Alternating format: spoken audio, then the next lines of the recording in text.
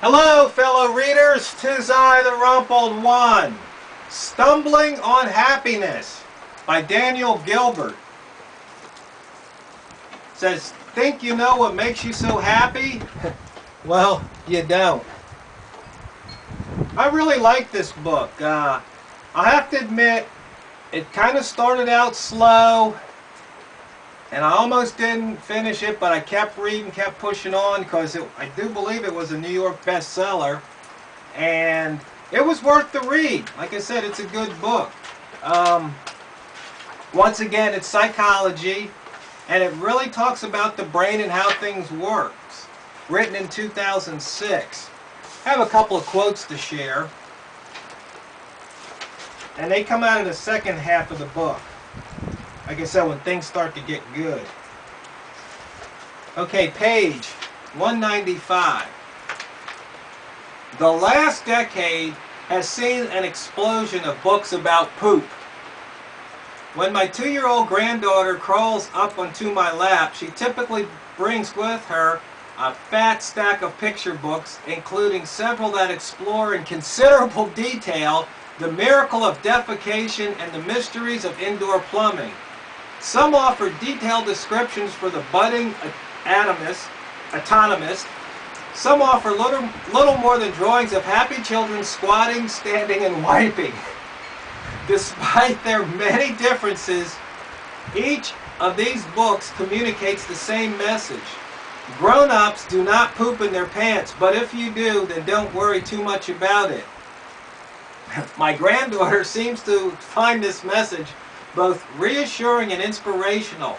She understands that there is a right way and a wrong way to poop, and that while we don't expect her to poop the right way just yet, we do want her to notice that most of the people around her have learned to poop the right way, which suggests that with a little practice and a little coaching, she can learn to poop the right way too.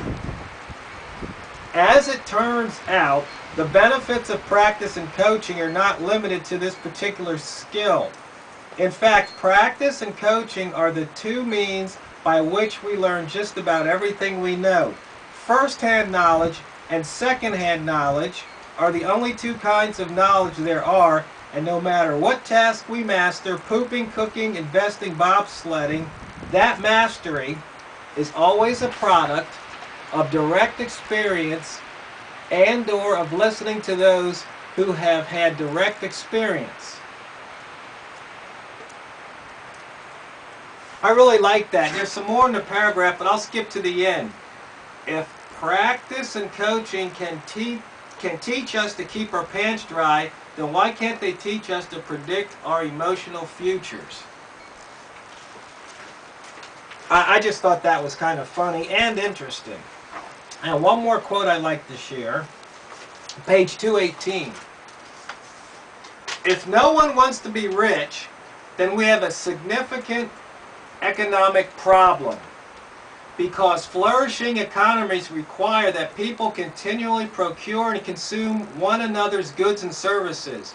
Market economies require that we all have an insatiable hunger for stuff. And if everyone were content with the stuff they had, then the economy would grind to a halt. But if this is a significant economic problem, it is not a significant personal problem. That's really interesting, especially if you've been watching my videos over the past year. You know I've been in search of the answer. Why do I buy things I already have more than enough of?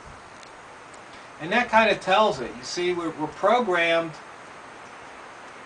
to support the economy. We want stuff. But before I get way off topic here, this book, Stumbling on Happiness, it teaches you about the brain. It teaches you how the brain works. He talks about the past, present, and future, how we think we really see what's there but we don't, how our brain fills in the missing pieces, how we really don't recall anything accurately, how we don't see anything accurately, and we only see what we want to see. It's a really good book. I suggest you read it, especially if you're interested in how the old noodle works and how possibly you can even be happier. So once again, Stumbling on Happiness by Daniel Gilbert.